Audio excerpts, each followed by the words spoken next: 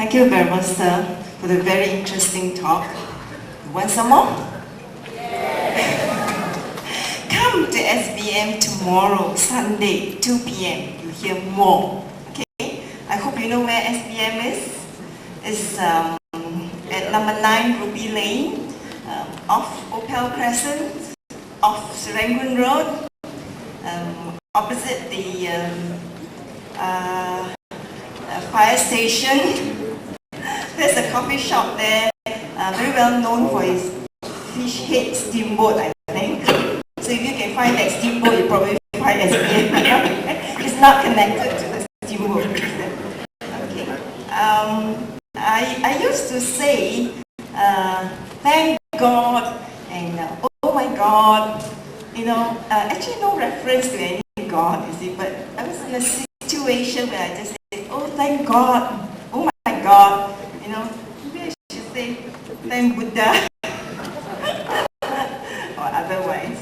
Anyway, now that you've heard the Buddhist concept on God, I'm sure you have lots of questions to ask. There are mics on the floor here.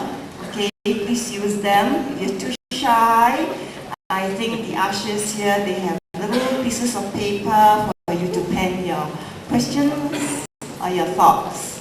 You're most welcome.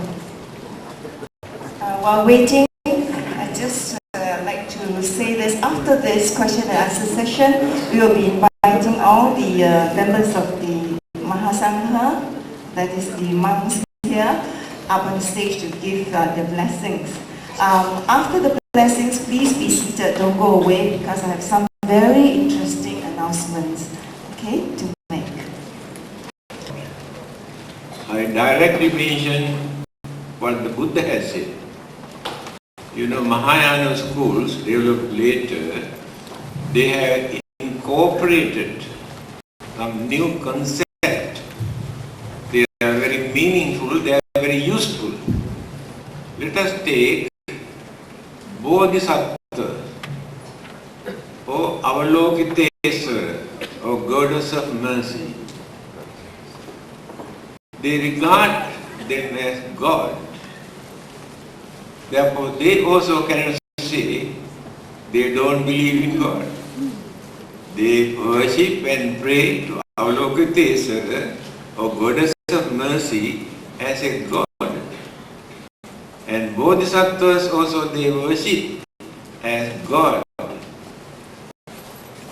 So this concept is there. They cannot get rid of this belief. Okay, very well, sir. There's a question from a member of the audience. If there were no God, to whom do you pray and give thanks from a God-fearing Christian? This Christian, we had to answer this from Buddhist point of view, or?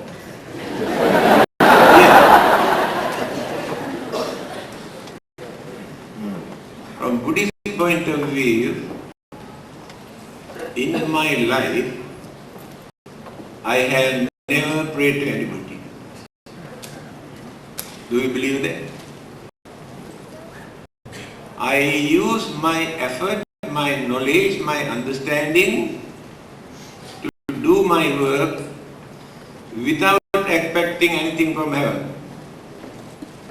There's a nice saying in Sanskrit language. Udyoginam Purusha Singha Mupayanti Lakshmi Daivena Daiva Mitika Purusha Vadanti Daivang Nihatya Kuru Paurusha Mahatma Satya Yatne Krite Yadina Siddhati Kotra Dosa. I like this very much, this saying. Meaning is, those who believe in God, when they are in trouble, without using their effort and knowledge and understanding, they go on praying and praying and praying and worshipping and worshipping. I can give an example. This is not a very present one. Please forgive me. A young couple after their marriage, they were expecting a baby for 1 or 2 years, no news. But every day they go to church, they are Christian. Every day go and ask the priest, please pray, oh God, we want a child. Now these priests also got fed up with them. Then what he said, it seems you depend on God to have a baby. Why not you too also try?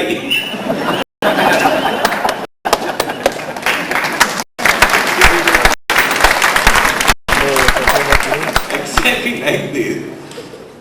Instead of depending on God for everything, there are many things that we can do, we can find out, we can gain what we want. No need to depend on God for everything. Example. Now you believe in God. God will protect you and everything. You go away without closing your door. What guarantee is there? God will protect your house until you come back.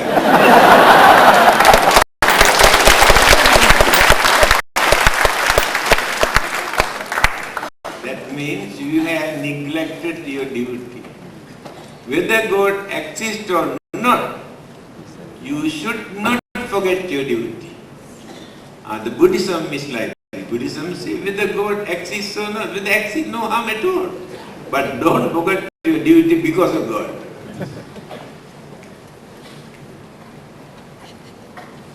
Okay, there's another question for you. There was believing in God makes us humble. What makes a Buddhist humble?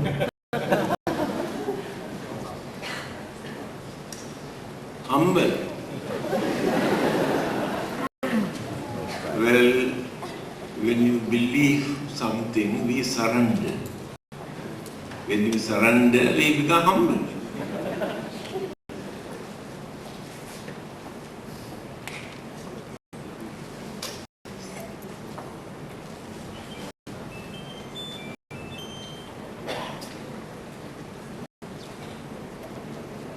Okay, there's another question for you, Venerable Sir.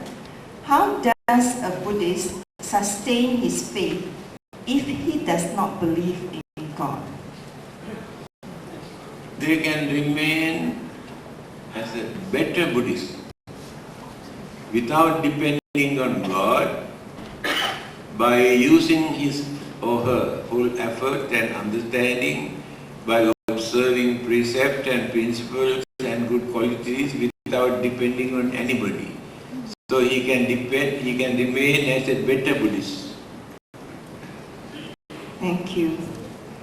The next question. Members of the public, please use the microphone. If you have any questions to ask, please.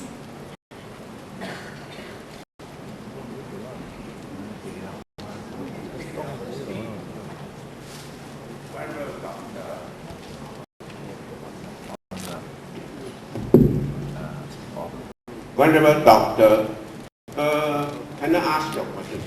From the Christian point of view, they always believe that is the end of the world. But does Buddhists think likewise? My dear friends, why do you want to depend on religion, depend on God to understand that there will be an end to everything in this world? If there is anything to come into existence, yang kinchi samudaya dhammam sabbantan nirodha dhammam. First sermon of the Buddha, he said, if there is anything that come into existence due to combinations of elements and energies, that will never remain forever, without changing, without decaying, without disintegrating. The sun and the moons and the galaxies and the earth and anything that will exist are subjected to this.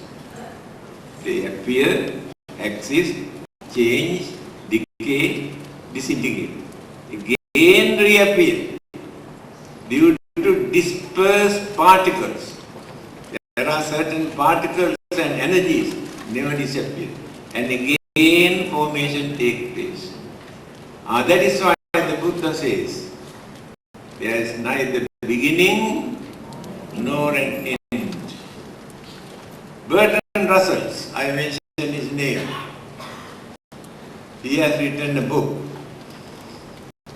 He says, among the founders of all those religions, I respect only one man.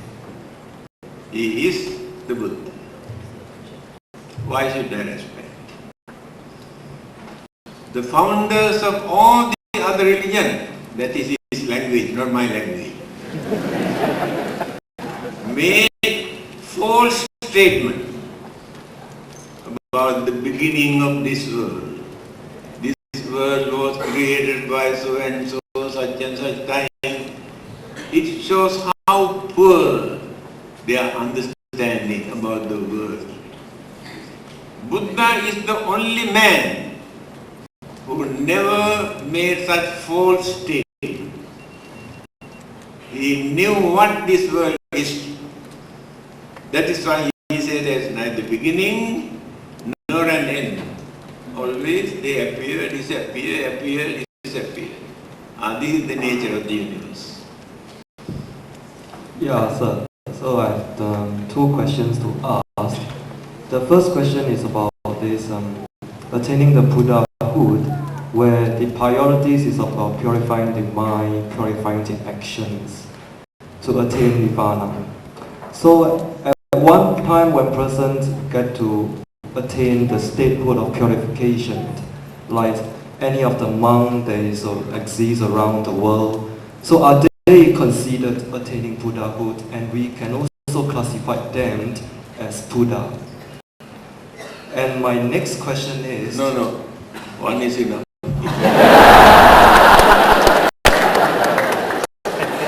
The answer is very simple. Not at all.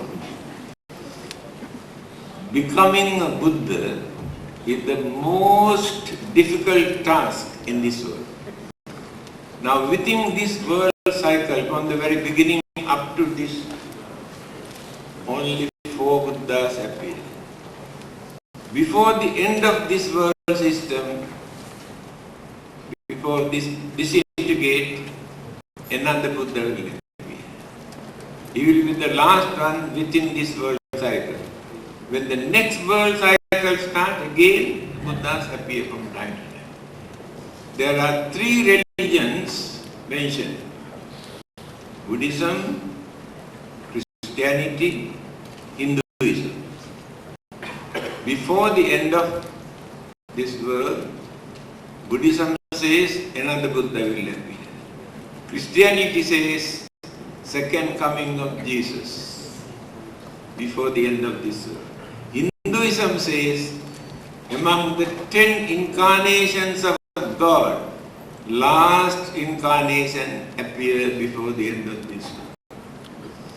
Only religion that never talk anything about another prophet or messenger or the Buddha is Islam. Only God, nothing but God, no any other God.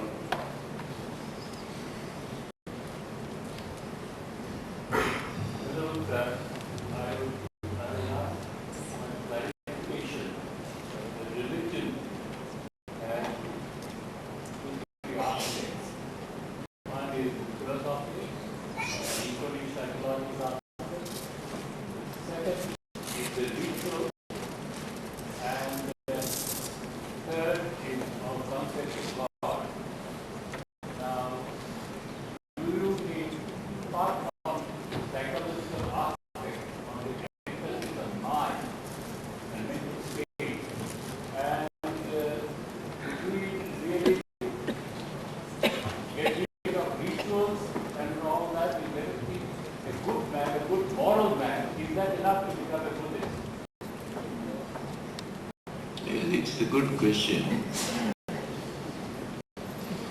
Philosophy is not religion. Philosophy is to get knowledge, nothing to practice. But in religion, we can find philosophy, psychology, and concept, belief in religion. Without concept, without belief, there is no religion. So, the Buddha's advice is, yes, philosophy alone cannot purify your mind. Psychology alone cannot purify. Belief alone cannot purify. You have to purify your mind by knowing the nature of your mind, introspect, mindfulness, and watchfulness of the nature of mind. What are the things that disturbing your mind? All of us have greed, selfishness, anger, jealousy, grudge, ill will, enmity, self-cruelty, wickedness, ignorance. All of us. So we had to reduce one by one, all these evil forces from the mind. Then we cultivate the kindness, sympathy, compassion, harmony, unity, patience, tolerance, wisdom, we cultivate. Now, those things have no chance to cultivate because evil forces are dominating our mind. So religion is important to reduce those evil forces from the mind, to cultivate all the good thoughts. Then the final salvation we can find.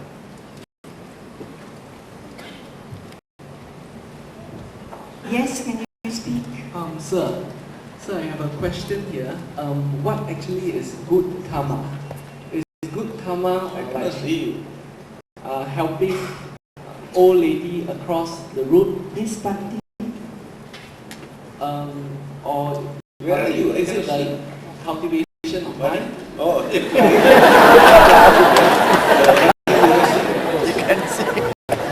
Okay, sir. So, what actually is good karma? Is good karma helping old lady across the street, donating to the poor, or is it the cultivation of mind?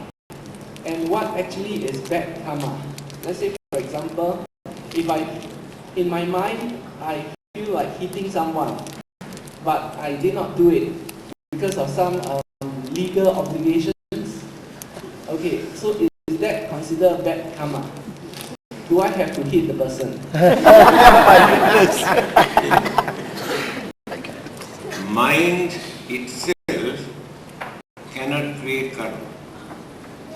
Simply by thinking, I want to do that. But there are three things mind itself can create. But all the other activities, mind cannot create good karma or bad karma until we put into action with intention. Unintentionally, we may do a lot of bad things. We cannot create bad karma.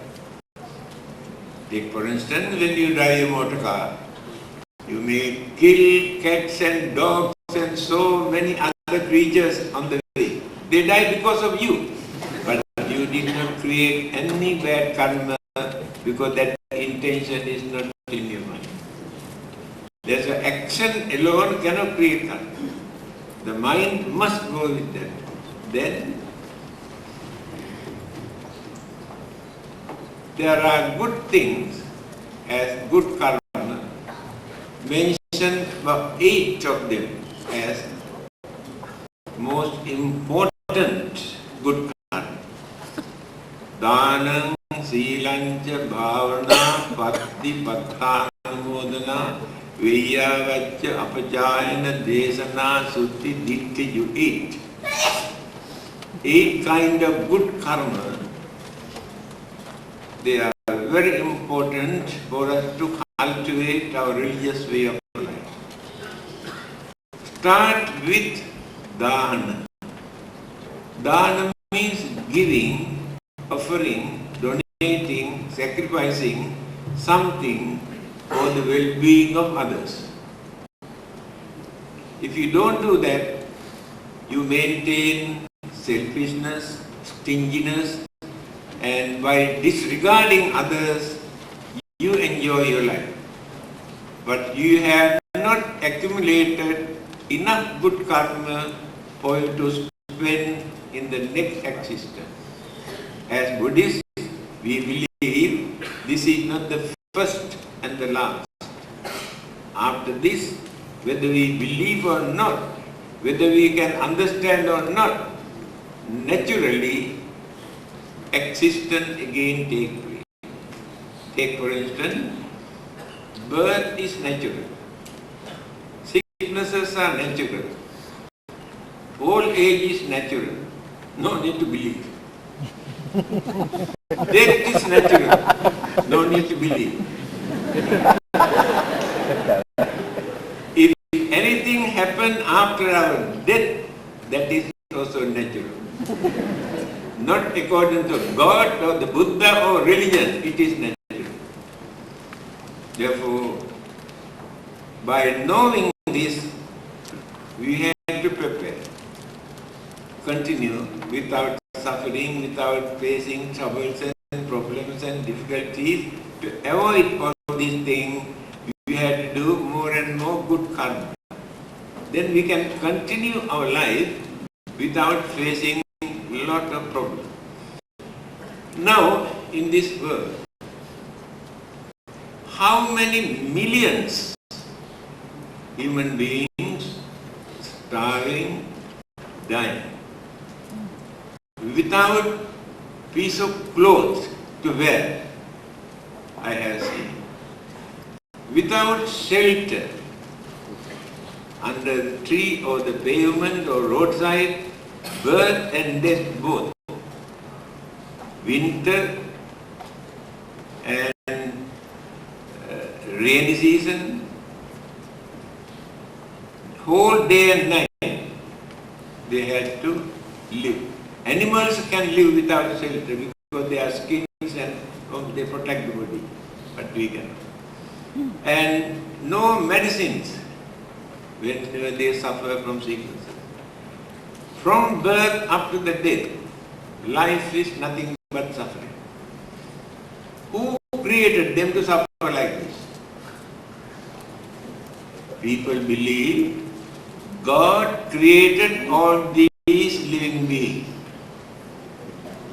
If God created them, it is not His duty to provide them food and clothing and lodging and medicines and this and that.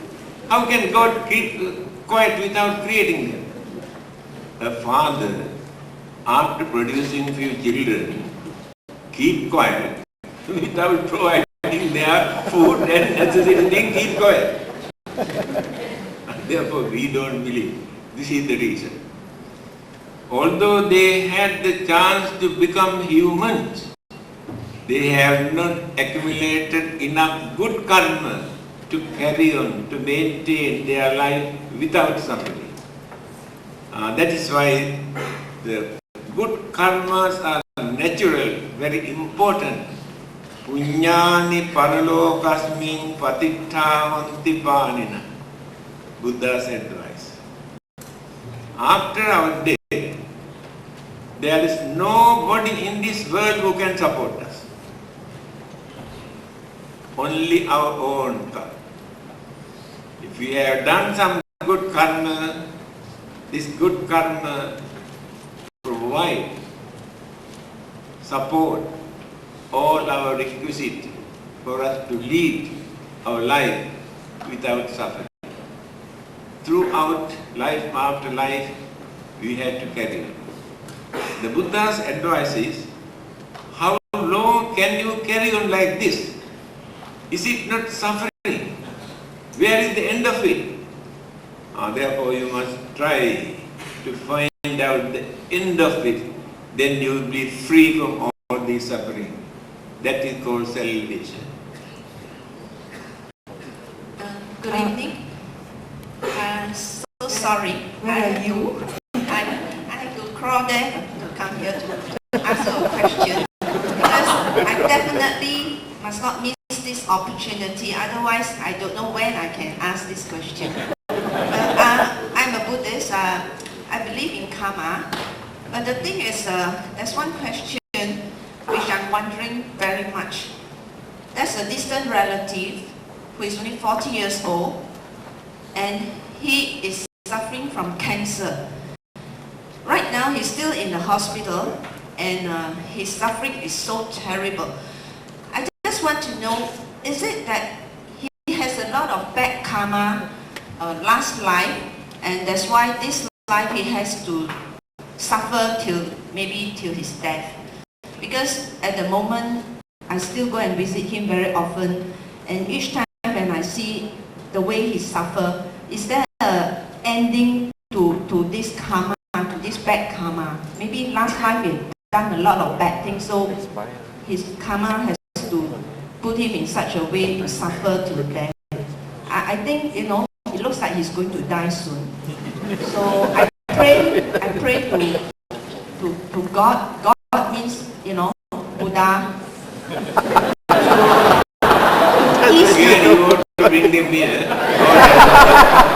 To ease his suffering in a way that if ask Buddha or Goddess of Mercy to have some mercy for him. If want to let him die, let him die fast. Don't let him suffer like that. Because physically he's suffering a lot, and financially he's suffering a lot also. Because right now the bill is going higher and higher every day, coming to about 20 to 30K, 26K, the latest figure I got. So thank you very much, Doctor. Do you know, 8 months ago, I had prostate gland cancer. Doctor confirmed. They have taken all the X-ray and bone scanning and all those things, and it is very aggressive cancer in the prostate. He told me directly. When he told me, I laughed. Then this doctor is very funny. I have never met another patient when I mentioned that you are having cancer. You don't know what to do now. But in your case, you laugh. I really cannot understand. Then to console me, he told me, do you know, these are the problems that we had to face. Then I told him, doctor, these are not problems. When we take things seriously into our mind, we create the problem. Otherwise, there are no problems in this world. Remember. Then what happened? He told me he wanted to treat me. Retreatment. Then I told him, please don't give me chemotherapy, because my hair may drop.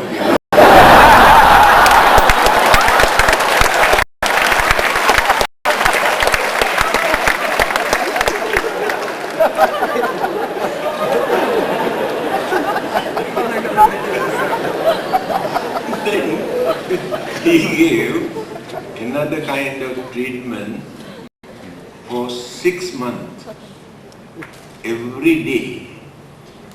Then he told me, side effect. Everybody experience some sort of side effect. Either vomiting, burning, purging, and burning the skin. You had to face it. said, all right. They have treated me 6 months. No side effect. Because I really cannot understand why you never had any side effect. I told him, I never get side effect, I get full effect.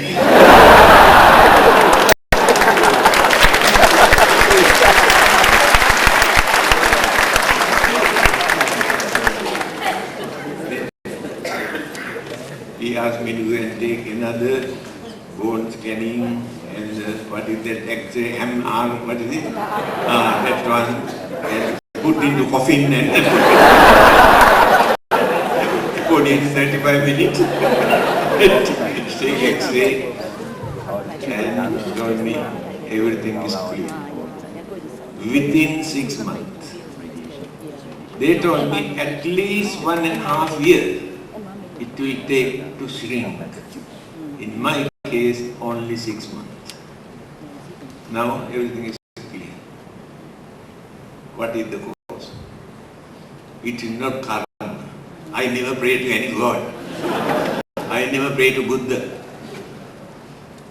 I did not reduce my confidence. I knew nothing will happen to me.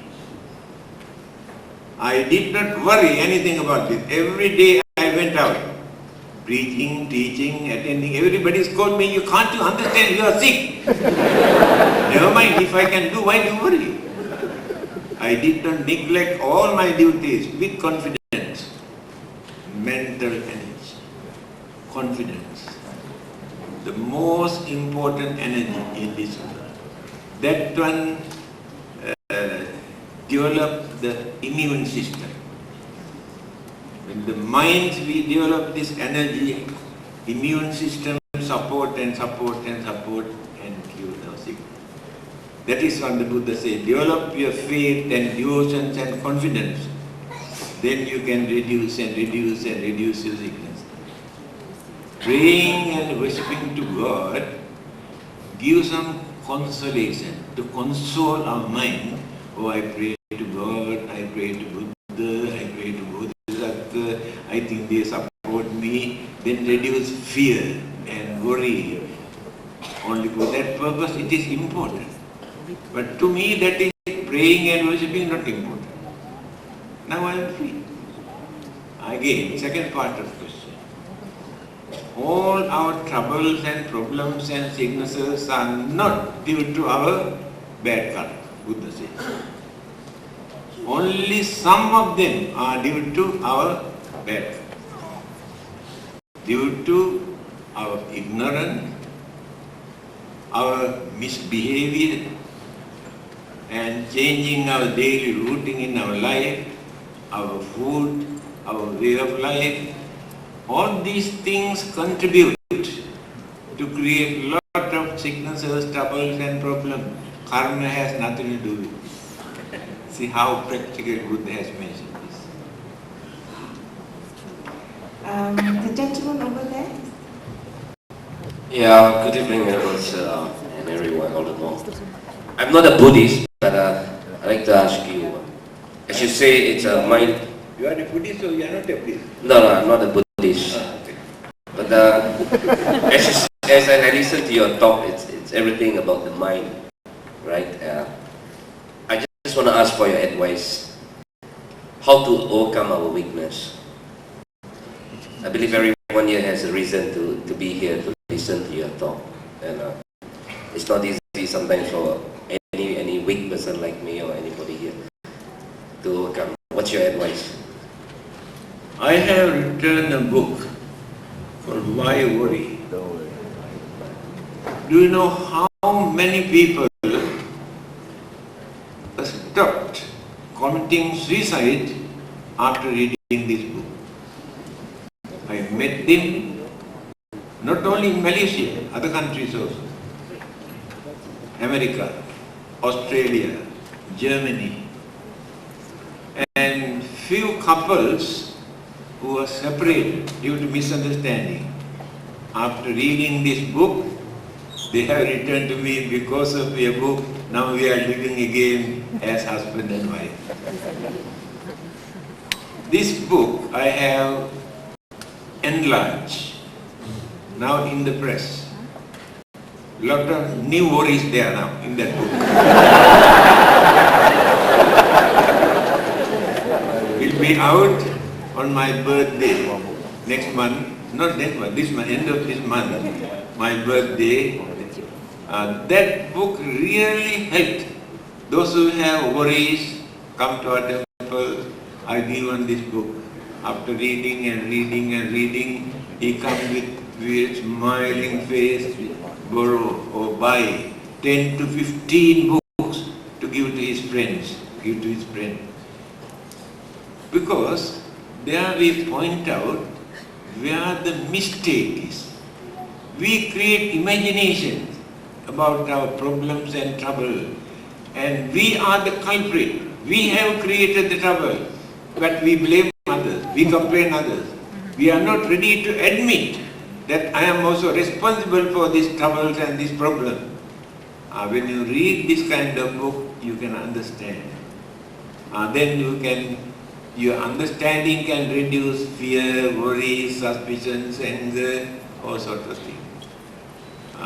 This book will be out end of this month, enlarged edition.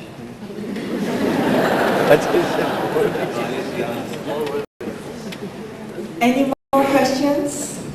Yes, please. Hello. Good evening, Venerable Sir. I have two questions, but I'll get one at a time. Okay, the first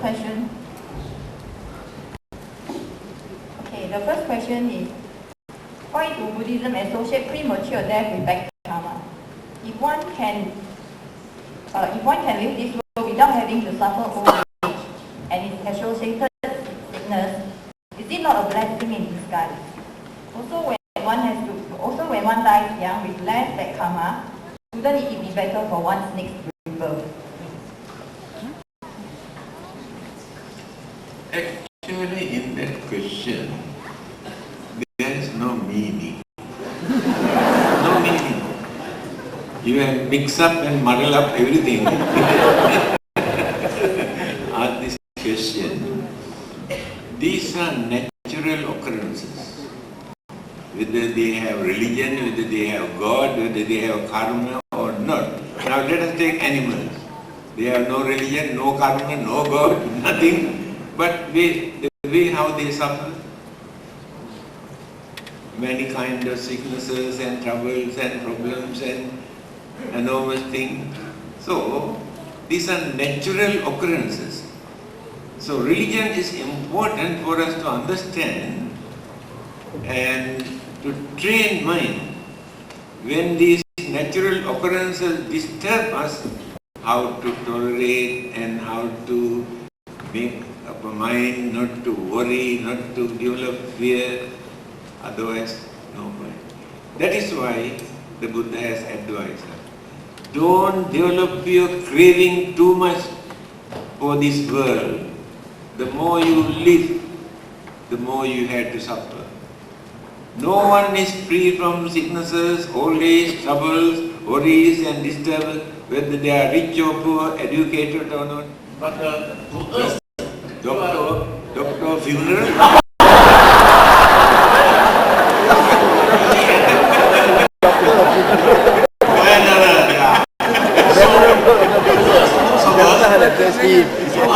more than a monk and more than a Buddhist and you're more than a doctor. You learn so much from you after hearing from you, from the question that all of us took on to you. I remember, you see, that we have not heard about, you have mentioned so many religions today, Hindu, Christianity, Muslim, but we have not heard from you about this Confucius and this Taoism and Buddhism, Confucius, Buddha, Taoist, almost 2,500 years ago, almost of the same time. So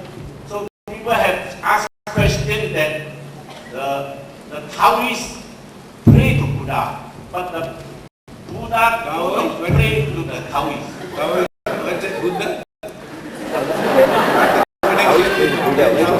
They say in China, the founder of the Taoist religion, Taoist, they pray to Buddha. But Buddha.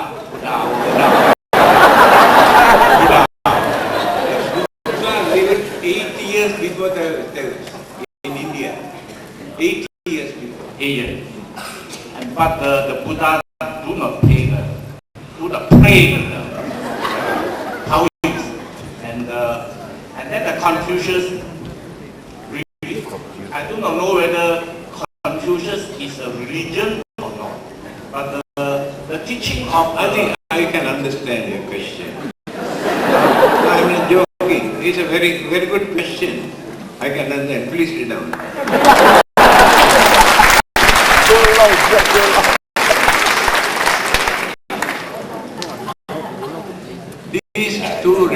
These two Chinese philosophy, not accepted as religions, even in China.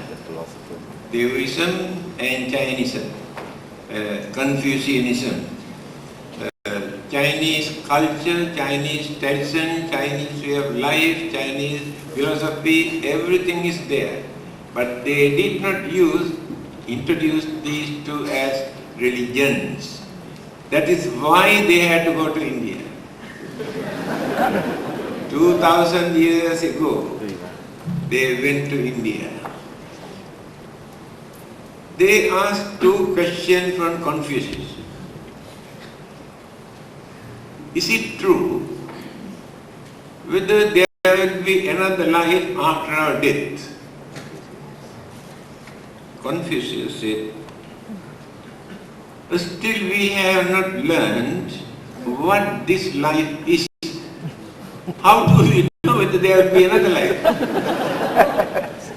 Second question. Is there anything that we can do for our departed ones? Confucius said, still we have not learned to fulfill our duties towards the living one. So what can we do for the dead one? But they could not satisfy with this answer. That is why they decided to go to India. Having heard there is a religion called Buddhism.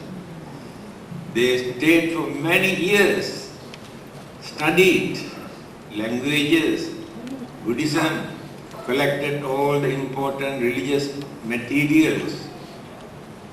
Then they noticed very carefully three existing religions in India at that time.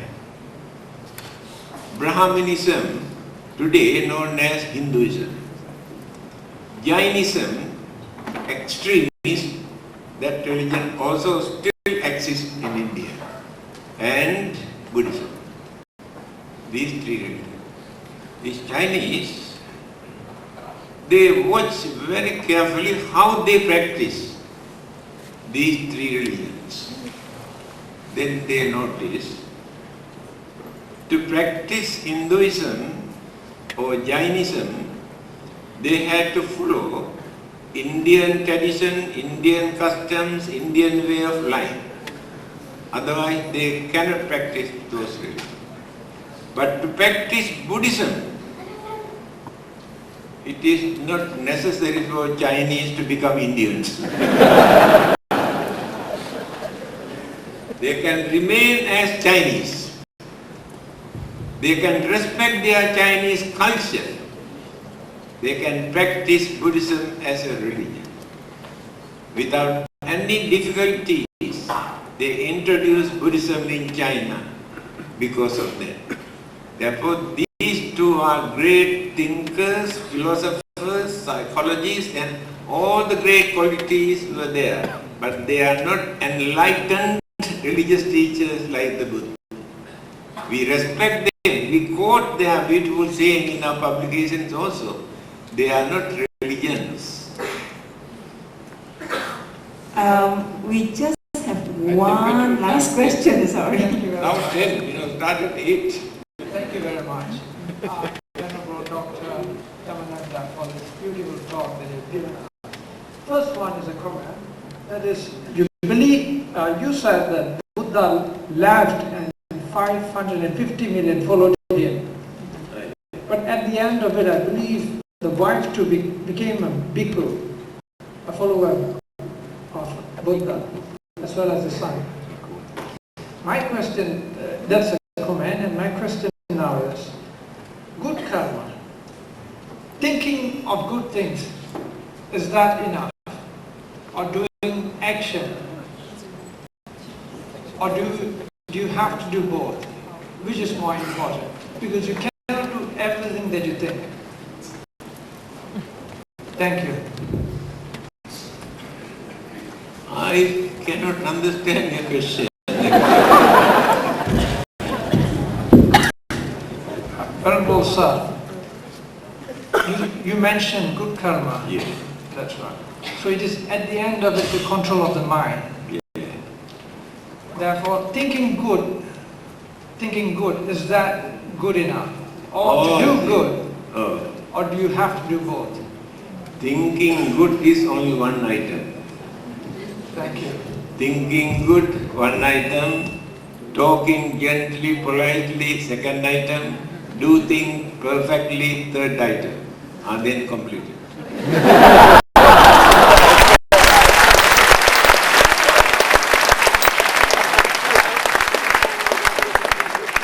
Thank you very much, sir, for your wonderful talk and also your answers. I think all of you are captivated by the answers, and there seems to be more and more questions, but unfortunately, due to constraints of time, we just cannot pose another one more question. But if you really feel that you want your questions to be answered, please come to SBM tomorrow.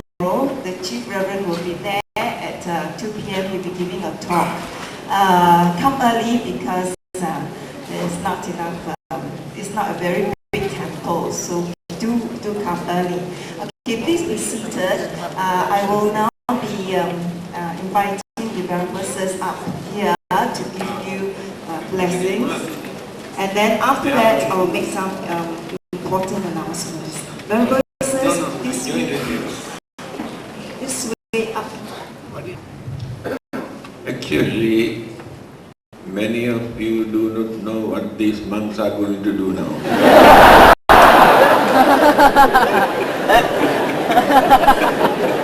They are not going to dance.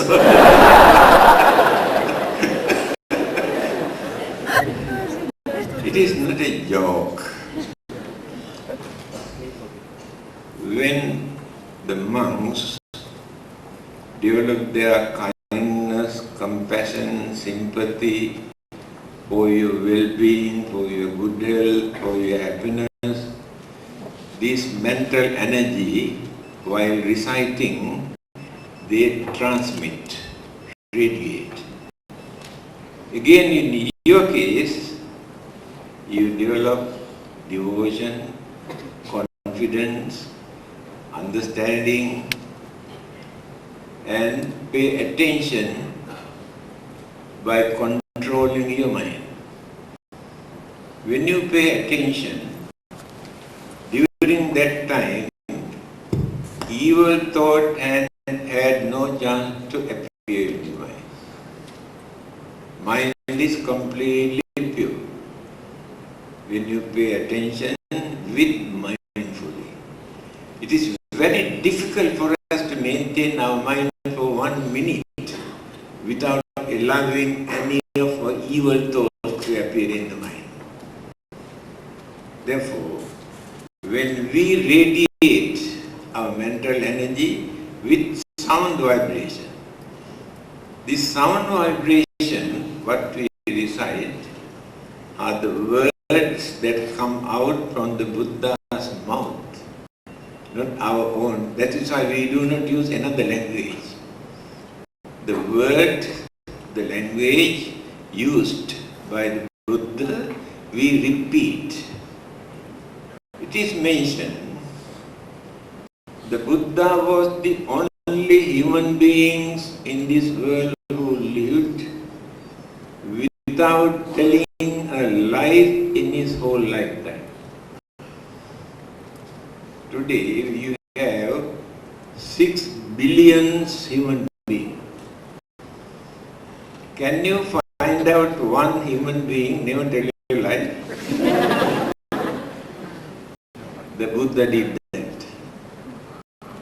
Therefore the words that come out from that holy mouth for the last 2,500 years, all over the world, people benefited, get chance to what you call their sicknesses, troubles and worries. 1979, I went to London. Secretary General of the Party Society was very sick.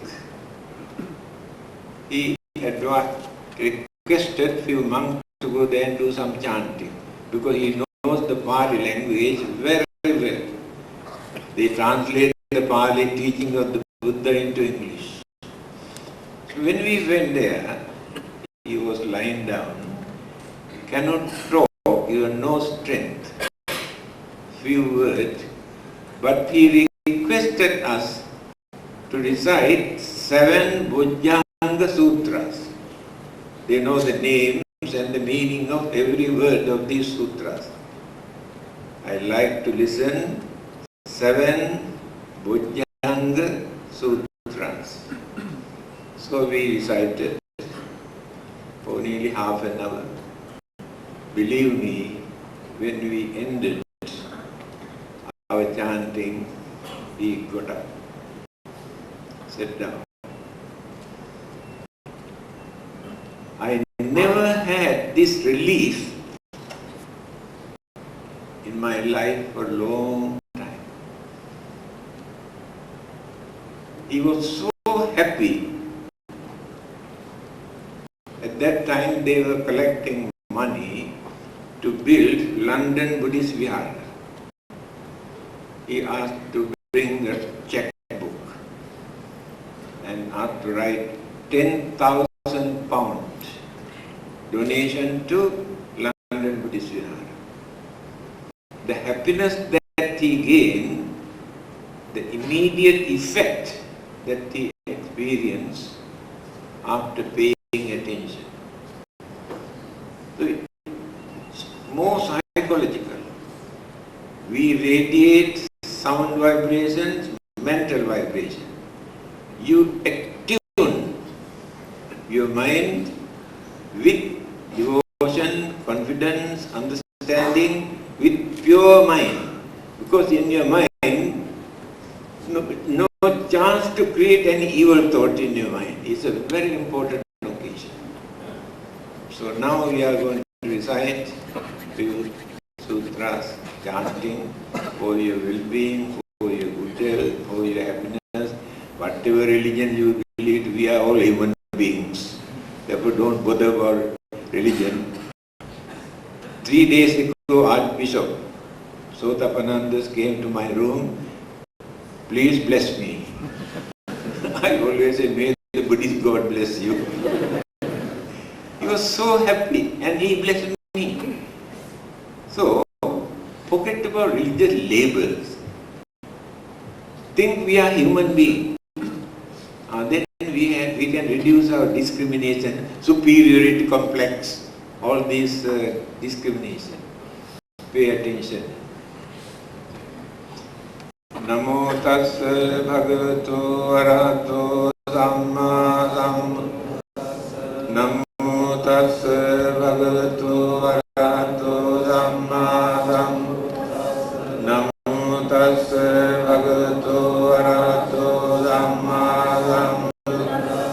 Iti piso bhagavara samma sambuddho vijjacharana sugato lokaidu anuttaro purisa dhamma sarati deva manussanam buddho swakhato bhagavata dhammo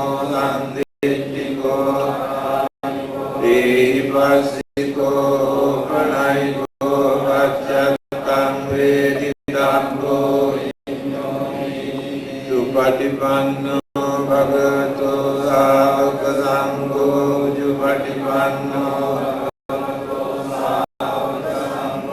Nyaya Patipanno Bhagavato Sāvaka Swamiti Patipanno Bhagavato Sāvaka Sangho Yadidam Chattari Purisa Yugani Atta Purisa Esa Bhagavato Sangho Avniyo Avniyo Dakhineyo Anjaliyo Anuttaram Punyam Ketam Lokasami Etena Satya Vajjena Padutam Rata Etena Satya Vajjena Padutam Rata Etena Satya Vajjena Padutam Rata Sabbityo Vivajjantu Sabbarogo Mate Bhavattvantarayo Sukhi Dīghāyu Bhavatu Sabba Mangalam Rakkantu Sabba Sabba Buddhanubhavena Sada Sutti Bhavatu Sabba Mangalam Rakkantu Sabba Devata Sabba Dhammanubhavena Sada Sutti Bhavatu Sabba Mangalam Rakkantu Sabba Devata Sabba Sanghanubhavena Sada Sutti Bhavantu Te.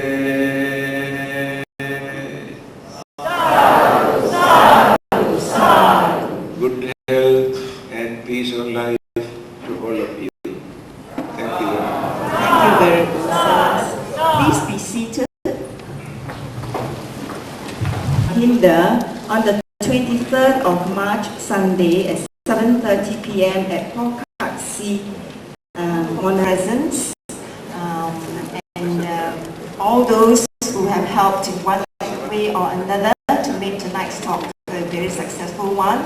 And also, I must not forget to thank all the sisters of the Man Phat Hong Welfare Friendly Society for really volunteering to help us tonight.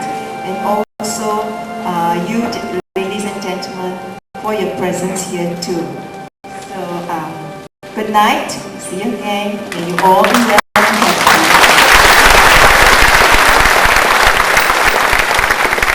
Just another information, Chief Reverend will be at Mangala Vihara in the morning. Then in the afternoon he will be at SBN. Thank you.